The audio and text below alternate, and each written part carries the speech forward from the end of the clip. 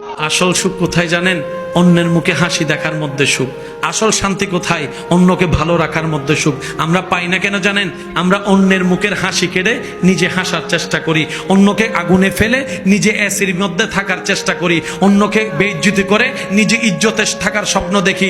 কখনো পাওয়া যাবে না, কখনো পাওয়া যাবে না। কারণ রবের বান্দাকে, রবের সৃষ্টিকে যে কষ্ট দিবে, রব তাকে কখনো ছাড়বে না, রব তাকে কখনো ছাড়বে না, রব তাকে কখনো ছাড়বে না। রব্বুল আলামিন অতীত বর্তমান সব জানার পরও হাসরের বিচার রেখেছেন।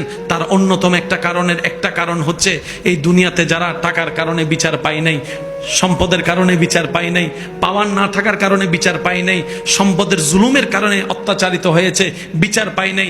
আল্লাহ সবাইকে হাসরে নিয়ে বলবে, বান্দা দুনিয়াতে তো টাকার কাছে তোর ন্যায় বিচার হেরে গেছিল, শক্তির সামনে তোর ন্যায় বিচার হেরে গেছিল, জনপাওয়ার না থাকার কারণে তোর পক্ষে কেউ কথা বলে নাই।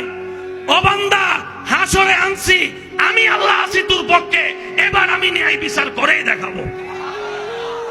আল্লাহ আমাদের সবাইকে বুঝার তৌফিক দান করুক। আমিন।